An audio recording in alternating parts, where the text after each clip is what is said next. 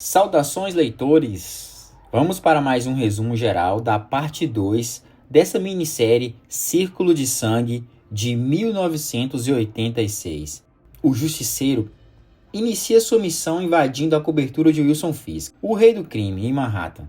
E ele escala dezenas de andares até chegar ao apartamento blindado do Fisk, confiando que a surpresa jogará a seu favor. Mas o que ele encontra lá é um cenário vazio e estranho, sem capangas, sem documentos, apenas o cadáver de um semelhante a Fisk. E olha que realmente parece. Frank percebe que caiu em uma armadilha. Ao mover o corpo, ele ativa explosivos com um pavio de 3 segundos. Ele salta do prédio em queda livre, usando cordas e ganchos para tentar desacelerar, e mesmo assim acaba caindo brutalmente no beco. Desacordado e ferido, sutilmente vemos uma pessoa chegando perto dele. O Justiceiro acorda num quarto confortável. Foi salvo por uma mulher chamada Angela, que o encontrou no lixo e cuidou de seus ferimentos. Ela afirmou não ter envolvimento com o crime. Seu pai tinha um restaurante que pagava proteção à máfia ali e tal, até que foi destruído, em um incêndio criminoso. Será? Angela, ela é uma enfermeira, oferece abrigo, cuida e até as próprias posses, que ela está geralmente motivada pela vontade de ajudar alguém que enfrenta as mesmas pessoas que arruinaram a família dela, assim se diz. E Frank permanece desconfiado, normal, não é para menos, mas ele não vê maldade nela por hora. Ele começa a refletir sobre sua vida, o peso dos anos, os fantasmas do Vietnã e a guerra sem fim contra o crime. Ele se sente cansado e questiona se existe uma maneira melhor de combater o sistema. E Frank decide usar a informação ao seu favor. Ele liga para o jornalista Ben Urich e afirma publicamente que matou o Wilson Fisk. E o objetivo disso? Basicamente é desestabilizar o submundo do crime, criando aquele vácuo de poder para que os mafiosos ali, comecem a se questionar. E eles vão se matando entre si, tentando ocupar o trono do rei do crime. E funciona, tá? Em poucas horas, os líderes criminosos começam a cair, um tropeça nas escadas, o outro é morto no elevador, um afogado, outro envenenado. A cidade vira e entra em convulsão, uma loucura total. E nisso aí, galera, alguns líderes sobreviventes, eles tentam restaurar a ordem. E um deles é Charles Siciliano. É um velho chefão que também tem o respeito do Wilson Fisk. Dá pra ver que não é pouca coisa o cara. Ele propõe uma conferência de paz entre famílias criminosas. O Justiceiro, ele ouve tudo e decide não interferir ainda naquela trama ali, naquela reunião que eles fizeram.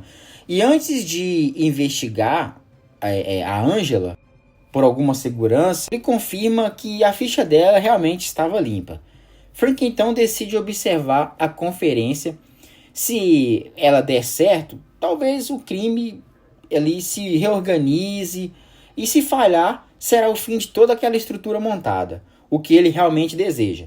A reunião ocorre no Grand Central Station, que ela é fechada ao público, e todos os chefões do leste, eles estavam presentes e discutindo ali o futuro do crime. Mas antes que algo se resolva, um assassino profissional, ele invade e abre fogo com uma metralhadora, e é massacre instantâneo, muitos caem mortos. O Justiceiro, ele observa e reconhece o atirador. É um tal de Nolo Contendere. Nunca ouvi falar desse cara. É matador de aluguel de Detroit. É contratado por alguém que também ninguém sabe. Desconhecido, não foi revelado. No momento, não. E esse Nolo, ele foge correndo pelos túneis. Após fazer todo o tiroteio ali naquela bagunça. O Justiceiro também corre ali, persegue ele. Um trem em movimento. E trocam tiros ali. Nolo acerta Frank no peito ali, mas por sorte ele anda com colete, de salva-vida, conseguiu não atingir o corpo dele. O combate intensifica nos vagões ali, aquela bagunça com pessoas ali dentro e todo mundo em pânico. E um momento tenso ali, tempo de acertar alguém. O Nolo até atira, contra inocentes, tentando abrir caminho, e ele enfurece Frank. Frank fica nervoso, o cara não tá respeitando nenhuma regra de inocente aqui. E com um grito de fúria, Castor agarra e arremessa ele contra a janela aí, arrebenta a cabeça dele e estilaça no vidro da janela. E Nolo fica desacordado, né? E a multidão ali quieta, assustada, não diz nenhuma palavra ali. E apenas caminha até a porta ali, encara os passageiros e desaparece. Depois disso aí, né? Frank se aproxima do esconderijo dele para talvez descansar, colocar as ideias no lugar. Mas ao chegar, algo tá errado, né? Silêncio, desconfiança. E ao chegar perto da van, tudo explode. O esconderijo é destruído em chamas. Armas, documentos, suprimentos, tudo perdido. Castor foi jogado para longe pelos escombros, mas sobreviveu, claro, né? A explosão não foi um acidente, foi um recado. E Castor se pergunta, né? Quem sabia dessa localização, né? Quem quer ele morto? Na verdade, essa é uma pergunta que ele nem deve fazer, né? Quem quer ele morto? Toda a galera do crime quer ele morto. E ele não tem tempo para nenhuma resposta dela. A guerra continua, o pau tá quebrando. E ele está exausto, né? Dá pra ver que o cara tá cansado. Mas não tá derrotado. É o justiceiro. E a cidade ainda precisa da limpeza, como diz ele, né? Sem recurso, Castor entra em contato com o único grupo que pode ajudar, né? Que é o Trust, que a gente viu no vídeo passado. Mas ele desconfia, né? Obviamente, eles tiraram o cara da prisão, né? E armaram e soltaram outros criminosos também. Mas aí, será que eles estão usando ele? Mas mesmo assim ele liga, né? Ele diz que é um prazer ouvir a voz dele, né? E diz que até que pena sobre a sua van, né? O cara já até sabia da van. Mas, e pelo lado positivo, ele diz, né, que talvez seja a hora do Frank aceitar uma ajuda formalmente. Mas que ajuda, né? Deve estar propondo algum patrocínio para ele, que é o que a gente viu no vídeo passado, né? Patrocinar que ele detone todas as gangues e criminosos de Nova York e faça uma verdadeira limpeza na cidade.